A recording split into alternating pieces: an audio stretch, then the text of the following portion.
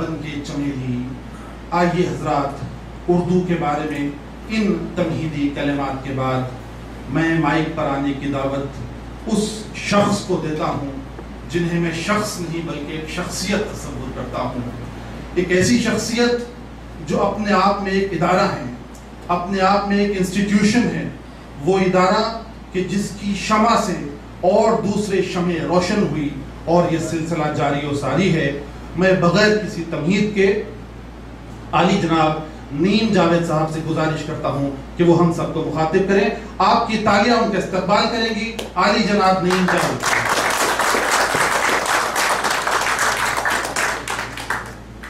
گرامی قدر صدر اجلاس, مہمانان خصوصی اور خصوصاً جناب اسد یعقوب صاحب, بشیر احمد صاحب, زندہ دلان دمام عروس سخن کے ادا شناس شعراء, قلمکار, مشایخین شعر, سلام و رحمت, جن کے ہاتھ ایسے بندھے ہوئے ہیں نفسیات کی کتابیں کہتے ہیں کہ وہ قبول کرنے کے لیے تھوڑا تذبذب کا شکار ہے.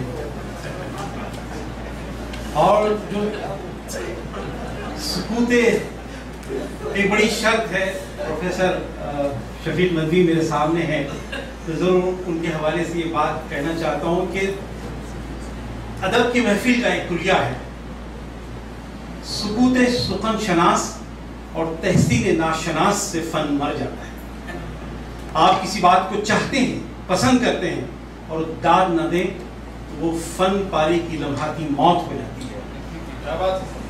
اور کوئی اچھی بات نہیں ہو, سپاٹ سرسری سی عام سی بات ہو, آپ چلا کے داد دے دیں پھر ایک بار فن پاری کی موت ہوتی ہے. اس لیے میں چاہتا ہوں کہ تھوڑا اپنے حوصلوں کو جوان رکھیے گا. مشاعرہ اس طرح نہیں ہوتا. یہ صحیح ہے گزار محفل کہ اب تک جو کچھ بھی اسد صاحب نے پیش کیا, میں یہیں سے اپنی بات کو تھوڑا سا آگے بڑھانا چاہوں گا. اور شیراز مہدی نے جو بات پیش کی وہ زبان کا شہرآشوب نہیں تھا, وہ گلہ گزاری بھی نہیں تھی, وہ لسانی خط غربت سے نیچے ٹھہرے ہوئے لوگوں کا وہ منظرنامہ تھا. یہیں سے ہم ایک خواب لے کے آگے چلتے ہیں. مجھے ایک حدیث کا مفہوم یاد آتا ہے کہ میری امت میں خواب دیکھنے والے ہوں گے, یہ جاگتی آنکھوں کا خواب ہوگا. عرفان صدیق نے کہا تھا جناب صدر اجلاس, اٹھو یہ منظر شب تاب دیکھنے کے لیے کہ نیند شرط نہیں ہے خواب دیکھنے کے لیے. میں چاہتا ہوں کہ خواب کی تعمیر میں آپ میں جڑ جائیں, ایک ایسا خواب کہ جو قومی زندگی میں ایک نئے مہمات اور مرحلوں کی طرف لے جائے. ہم میں سے بہت سارے لوگ تاجرانہ حکمتوں سے واقف ہیں, کاروبار کی گتھیوں کو سلجھاتے ہیں. ایک کسٹمر دوسرے کسٹمر کو لاتا ہے, ایک جاننے والا دوسرے کسٹمر کو لاتا ہے. اسی پہ آج نیٹ ورک مارکیٹنگ کا انحصار ہے. ایک شخص عزم کر کے اٹھے اس محفل سے جاتے ہوئے کہ 5 افراد کو زبان سکھا دے. میں آپ کی ذمہ داری سے کہتا ہوں چھوٹی موٹی شماریات کے حساب سے کہ 25 تک 26 مہینے میں آپ کے تنہا دامن میں 1,25,000 لوگ ہوں گے.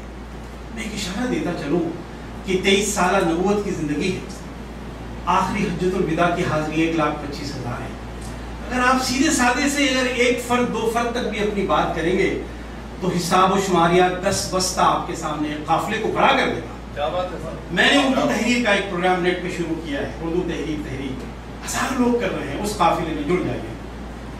گزار محفل کہ آج جو عالمی سطح پر جو نفسیات کے موضوع اور شخصیت سازی کے موضوعات آ رہے ہیں, 2005 میں آتے آتے عالمی نفسیات کے اداروں نے کہا ہے کہ اب نفسیاتی علوم کو اپنی اساس پر واپس آنا چاہیے. پہلے پیتھولوجیکل سیٹنگ, بیماروں کا علاج, دوسرے جنگ عظیم کے صدمات کو پوسٹ ٹرامیٹک سمٹمز کی طرف لے جانے کے لیے دوائیاں اور علاج کیا جاتا تھا. لیکن نفسیات کا سب سے بڑا مرحلہ انسان کی چھپی ہوئی صلاحیتوں کو بروئے کار لانا, اس کے چھپے ہوئے امکانات کو قوت, راہ اور جولانگاہ شوق فراہم کرنا, یہ ہے. میں سچ کہتا ہوں ان چند نفسیات کی کتابیں پڑھ کے جو اردو ادب کے سرمایہ کو دیکھتا ہوں تو حیرت ہوتی ہے کہ اساتذہ اکرام نے اس قدر اعلیٰ ترین افکار کی طرف نشاندہی کی. مومن کا ایک شعر دیکھیے,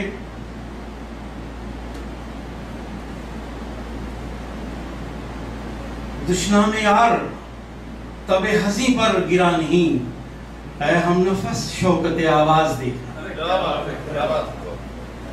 ہم اپنے مخالف، حریف اور دشمن کو جو مقام مثبت فائز کر کے دیکھیں، لیکن اس شعر کی اس ابیات لازوال میں، اس بیت لازوال میں جو کلیہ مومن نے رکھا ہے، میں سمجھتا ہوں کہ نفسیات کے بڑے بڑے مارکت الارا کتابیں اس کو چھو نہیں پاتی وزار محفل۔ تو آپ ایک ایسی صاحب سرمت زبان کے وارث ہیں، ایک ایسے کشور دانش کے وارث ہیں، وہ سلطنت و تاج و فکر و جولان گاہیں آپ کا انتظار کر رہی ہے، آپ کے عزم کی ضرورت ہے۔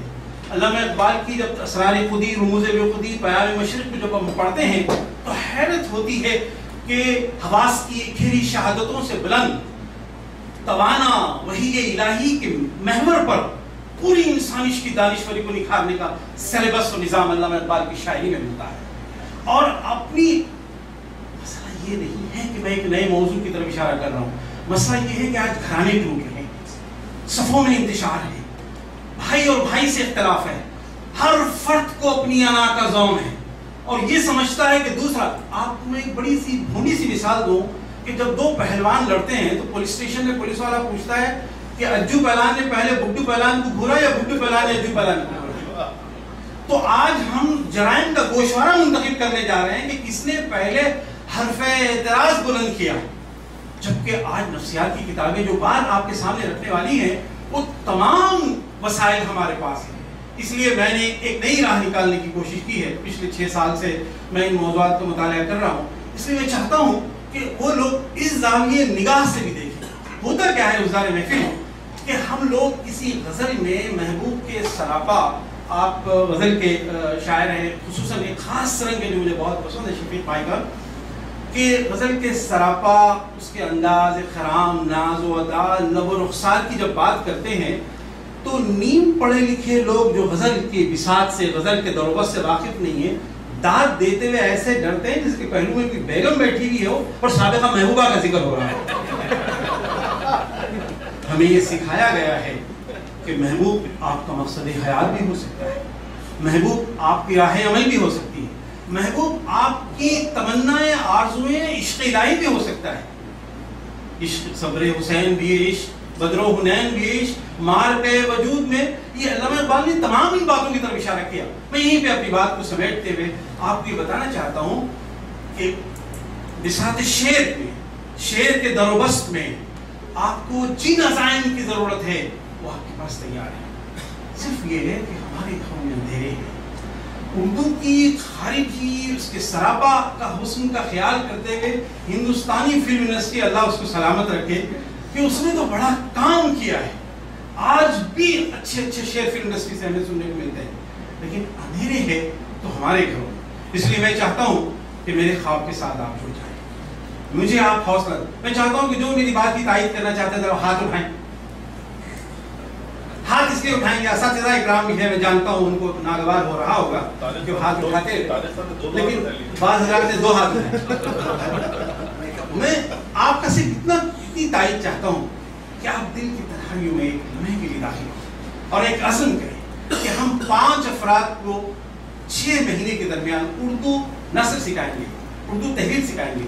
بولنا، سننا، سمجھنا اور حروف کی شناخت عربی کی حد تک ہو چکی ہے، اب نثر ہو ہی رہا ہے کہ ادب عالیہ کا اس قدر عظیم الشان خطبہ استقبالیہ آپ نے سنا، اس کی فوج ہمارے درمیان تیار ہے، اس کی سپاہ تیار ہے، لیکن دوسری قوت تیار نہیں ہے، پیچھے دور تک اندھیرا ہے، اور پیٹ کے محور پہ پوری کائنات کو پھرا کر وحشی بنا دیا گیا ہے کہ ڈگریوں کے اصول میں۔ لیکن آج دنیا ہماری تہذیبی یادداشت مٹانے پہ تلی ہوئی ہے، ہماری کتابوں کے وارث نہیں ہے۔ اس لیے نثر کو تحریر کا میں نے ایجنڈا بنایا ہوا ہے کہ وہ افراد جو کچھ پڑھنا بھی جانتے ہیں، وہ افراد جو عربی کے حوالے سے حروف بھی جانتے ہیں، ان سے میں بات کروں، اور میرے ساتھ ایک قافلہ چل نکلا ہے، آپ بھی اپنے طور پر اس قافلے میں شامل ہو جائیں، مجھے ای میل کریں، میرے پاس وہ سلیبس پوری تیار ہے۔ 8 دن میں ایک نیا شخص اردو لکھ سکتا ہے شاندار طریقے سے، چاہے اپنی محبوبہ کو خط لکھے یا کسی اور کو خط لکھے، اس کی ذاتی، اس کا اپنا ذوق پر انحصار کرتے ہیں۔ یہی پہ پڑھ سکے تو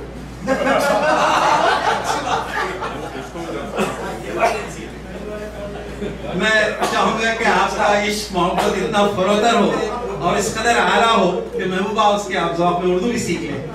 گزار محفل میں اپنی بات کو سمیٹتا ہوں. میں دیکھیے ہاں آپ کو میں ایک بات اور کہنا چاہتا ہوں کہ ابھی مہمان خصوصی شعیب نگرانی صاحب کی تقریر باقی ہے. ہم لوگ ایک خاص قسم کے میکینیکل مزاج لے کے مشاعروں میں آتے ہیں. پہلا مصرع ہو, دوسرا مصرع ہو, داد دی جائے اور سمجھ جائے. خدا را یہ کوتا ذہنی سے نکل آئیے, ورنہ آپ اس خطبہ استقبالیے میں لازوال گوہر آبدار آپ نے سنا, اس کی داد نہیں دی. ایسا نہیں ہوتا. آپ اقامہ اور نقل کفالہ کی شرطوں پہ نہیں بیٹھے گئے. اردو کے محفل میں شعر اچھا ہے, مصرع اچھا ہے, داد دیجیے. کمزوری اور نقائص کی طرف اساتذہ اکرام بیٹھے ہیں, اس کی طرف نشاندہی کریں گے. بھرپور مشاعرے پروگرام میں حصہ لیجیے. میں ناظم اجلاس کو, ناظم مشاعرہ کو اس پروگرام کا حوالے کرتا ہوں.